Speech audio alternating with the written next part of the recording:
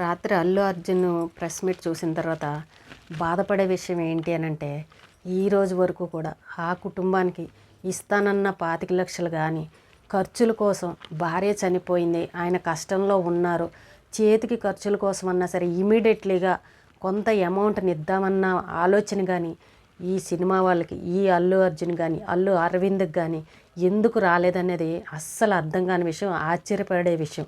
కనీసం వాళ్ళ ఇంట్లో పనిచేసే వాళ్ళు ఉంటారు, వాళ్ళకి ఏదో ఒక కష్టం వస్తుంది, ఇవ్వరా అండి? అంత కోటీశ్వర్లు, వీళ్ళ సినిమా వల్ల ఆ కుటుంబానికి నష్టం జరిగింది, అయ్యో వాళ్ళకి ఇవ్వాలి, వాళ్ళ సామాన్యులు, పాపం ఆయన తక్కువ జీతగాడు, ఇద్దరిని ఓ పక్క బాబుని చూసుకోవాలి, ఓ పక్క భార్యకి అంత్యక్రియలు అలాంటివి చేయాలి. ముందు కేసుల సంగతి తర్వాత, ఎవరు చేశారు, ఎందుకు జరిగింది ఏంటి అనేది అది ఎప్పటికో తేలుతుంది. ముందు వాళ్ళ కష్టంలో ఆదుకుందామన్న మానవత్వం లేకుండా ఈ మాట్లాడుతున్నాడు చూసారా రాత్రి అల్లు అర్జున్. ఈ ప్రెస్ మీట్ పెట్టి ఇంకా చెడ్డ పేరు తెచ్చుకున్నాడని అనిపించింది. ఎందుకు పెట్టాడో అర్థం కాలేదు. నన్ను అనేస్తున్నారని, నా మీద లేనిపోనివన్నీ మాట్లాడుతున్నారని ఒక పౌరుషంతో పెట్టారు, కానీ అక్కడ తను చేసింది తప్పు అని మాత్రం ఈ రోజుకి పశ్చాత్తాపడట్లే, ఒప్పుకోవట్లే. అది అది మామూలుగా జరిగింది, అది ఏదోలాగా జరిగింది, అది అసలు నాకు సంబంధం లేదు, అనుకోకుండా జరిగింది అన్నట్టు మాట్లాడేస్తున్నాడు. ఈయన చెప్పే ప్రతి మాటకి కూడా మన జనాలు ఏమన్నా తక్కువ?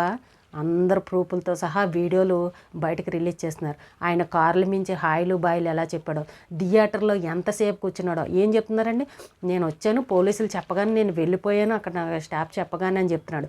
ఆయన ఏ సాంగ్ వస్తున్నప్పుడు థియేటర్లో ఉన్నాడు, ఏ ఫైటింగ్ వస్తున్నప్పుడు థియేటర్లో ఉన్నాడు, ఏ సీన్ వస్తున్నప్పుడు ఎన్ని గంటల సేపు థియేటర్లో ఉన్నాడు.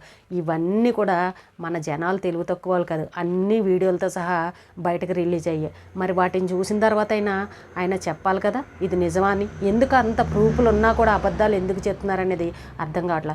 మాట్లాడితే మీడియా వాళ్ళు అడిగే ఏ ప్రశ్నకి కూడా సమాధానం చెప్పకుండా, నాకు కోర్టులో కేసు ఉంది కాబట్టి నేను చెప్పకూడదు, నేను మాట్లాడకూడదని తప్పించుకునే ప్రయత్నం చేస్తున్నాడు.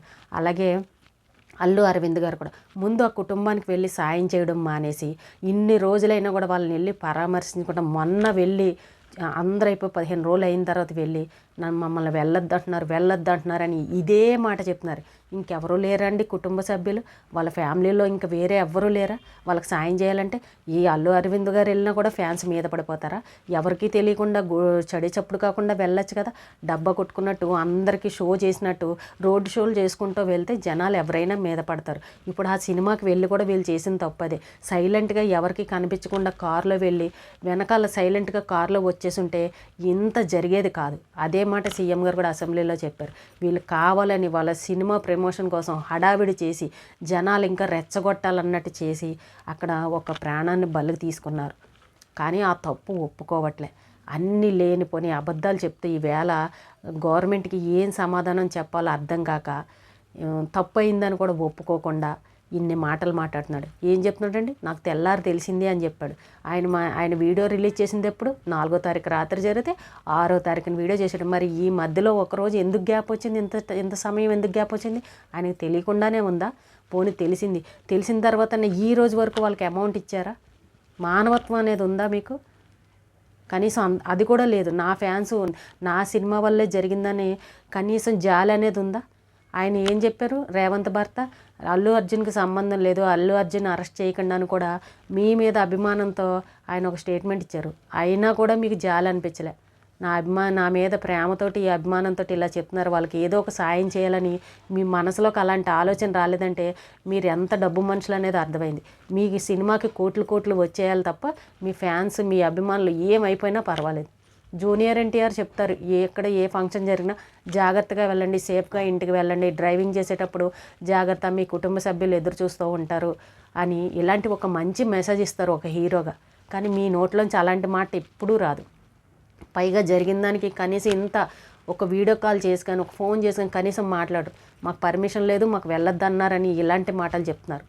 మనసుంటే చాలా మార్గాలు ఉంటాయి, పెట్టాలన్న ఆలోచన ఉంటే మీ చుట్టూ చాలామంది మనుషులు ఉన్నారు, ఏ విధంగానూ పెట్టచ్చు. మీరు వెళ్ళలేకపోయినా ఆ కుటుంబంలో ఎవరో ఒకరిని మీ ఇంటికి పిలిచి మీరు మాట్లాడి, మీడియా వాళ్ళని పిలిచి చూపించి వాళ్ళకి ఆర్థిక సాయం చేయొచ్చు. అదన్నా చేశారా? అది చేయలేదు. గవర్నమెంట్ పర్మిషన్ పోతే వాళ్ళని పిలిచి చేయడానికి ఏమైంది? అదే మీకు సామాన్య పాపం మధ్య తరగతి కుటుంబంలో ఉన్న ఆయనకి మీ సినిమా వల్ల జీవితకాలం బాధపడే పరిస్థితి వచ్చింది. మీరు ఈ సినిమా అయిపోతుంది, డబ్బులు సంపాదించుకుంటారు, నెక్స్ట్ ఇంకో సినిమాకి సంపాదిస్తారు.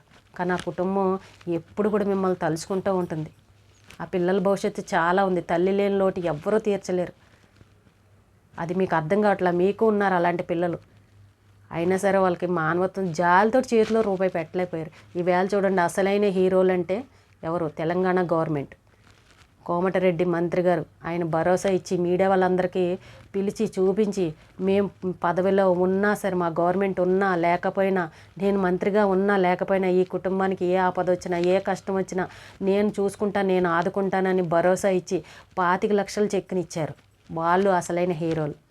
ఇప్పుడు చెప్పండి, మీ చేతిలోంటి కనీసం భార్య అంత్యక్రియలకు డబ్బులు ఉన్నాయో లేదో ముందు వాళ్ళకి సహాయం చేద్దామని ఒక్క రూపాయన్నా మీరు ఇచ్చారా? దీనికి చెప్పండి, మీ దగ్గర ఎంత మానవత్వం ఉందో, ఎవరు హీరోలు అనేది దీనికి ఆన్సర్ చెప్పచ్చు. వాళ్ళు అసలైన హీరో అంటే రేవంత్ రెడ్డి, కోమటిరెడ్డి 25 లక్షలు ఇచ్చారు, కుటుంబాన్ని ఆదుకుంటానన్నారు. మీరు మాటల వరకే, వీడియోలు రిలీజ్ చేసి మాటల వరకే, చేతల్లో చూపించట్లేదు. మీరు ప్రతిదీ క్షణక్షణం బాబుని అడుగుతున్నాము, ఏం జరిగింది ఏంటని ఇవి మాట్లాడుతున్నారు. డబ్బులు ఎందుకు ఇవ్వలేదు ఇంకా చెప్తున్నారు. టీం అంతా కూర్చుని మాట్లాడుకుని ఫిక్స్డ్ డిపాజిట్ చేద్దామని ఆలోచిస్తున్నారని. ఏంటంటే ఆలోచించేది? వాళ్ళు ఉన్న డబ్బున్న వాళ్ళు కాదు కదా, పాపం సామాన్యులు అవసరం కదా, ముందు ఇవ్వాలి కదా, కేసుల సంగతి తర్వాత.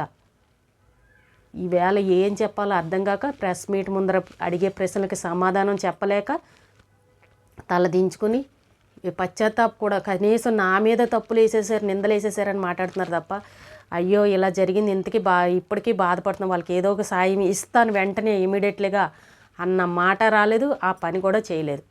ఇంకా ఆలోచిస్తాం. పక్కన లాయర్లు పెట్టుకుని మాట్లాడారు. ఎంత తప్పండి? మీరు హీరోలా? మీలాంటికి ఈ అభిమానుల వల్లే మీరు ఈరోజు ఈ స్థాయిలో ఉన్నారు. అది గుర్తుపెట్టుకోండి. ఎప్పుడైనా సరే మీ అభిమానులు బాగుంటేనే మీరు బాగున్నట్టు. ఒక్క మనిషికి ఇలా జరిగిందని, ఒక్క కుటుంబానికి మీరు సాయం చేయలేని వాళ్ళు మీరు హీరోలని చెప్పుకుంటారు గొప్పగా. జాలి అనిపించట్లేదండి? అయ్యో పాపమని అనిపించట్లేదా? ఇంకా మీడియాల ముందరకు వచ్చి ఏం చెప్పాలో అర్థం కాక, నన్ను ఏమి అడగండి, నన్ను వదిలేయండి అని ఇలాంటి మాటలు మాట్లాడుతున్నారు. ఇప్పటికైనా తెలుసుకోండి, హీరోలని ఎగలబడి మీ కుటుంబాలని, మీ భార్య పిల్లల్ని, మీ తల్లిదండ్రులని ఎవరూ కూడా ఏడిపించకండి. వీళ్ళ కోసం మీరు త్యాగాలు చేసి పాలాభిషేకాలు ఇలాంటివి చేయకండి. ఫ్యాన్స్ ఎవరైతే ఉన్నారో తెలుసుకోండి, వాళ్ళ వరకే చూసుకుంటారు. వాళ్ళ కోట్లు వాళ్ళకి వస్తే చాలు అనుకుంటారు తప్ప, అభిమానులకి ఏదైనా జరిగిందంటే ఎవరూ పట్టించుకోరు. ఆ ప్రెస్ మీట్ ఎందుకు పెట్టారో ఎవరికీ అర్థం కాదు. అసలు పెట్టకుండా ఉన్నా కొంచెం మంచి పేరు ఉండేదేమో. పెట్టి ఇంకా జనాల మధ్యన చెడ్డయ్యారు. ఈ రోజున ప్రతి ఒక్క దానికి ప్రూఫ్ చూపిస్తున్నారు. మన జనాలు ఏం తక్కువ కాదు. ఆయన చెప్పే ప్రతిదీ నేను థియేటర్లో లేను, వెంటనే వెళ్ళిపోయాను, నేను ఎవరికి ఏది చేయలేదు అని అన్నారు. కానీ ప్రతిదీ వీడియోలు పబ్లిక్లోకి వస్తూనే ఉన్నాయి. పోలీసులు కూడా ప్రతిదీ చూపిస్తూనే ఉన్నారు సాక్ష్యాలతో సహా. దీనికి ఏం సమాధానం చెప్తారు? ఏమీ లేదు సమాధానం చెప్పడానికి. అందుకే మీడియా వాళ్ళు అడిగిన ప్రశ్నలకు సమాధానం లేక సైలెంట్గా వెళ్ళిపోయారు. ఆయన సక్సెస్ మీట్లన్నీ క్యాన్సిల్ అయిపోయాయని ఇప్పుడు అస్సలు బాధ అది.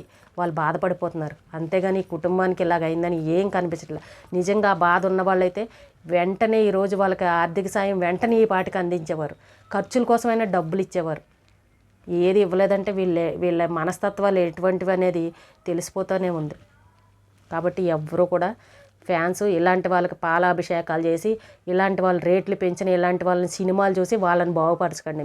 ఎప్పుడైనా సరే మీ జీవితాలు మీరు బాగుండేలా చూసుకోండి. ఇలాంటి వాళ్ళ కోసం అంతంత రేట్లు టిక్కెట్లు పెట్టుకొని అప్పులు చేసుకొని వెళ్ళాల్సిన అవసరం లేదు. ఇప్పుడు చూశారు కదా, ఇక్కడ నుంచి అయినా ఫ్యాన్స్ ఎవరైతే ఉన్నారో వాళ్ళు తెలుసుకోండి. ఈరోజుకి ఇదేనండి. రేపు మళ్ళీ ఒక మంచి విషయంతో మళ్ళీ కలుద్దాం.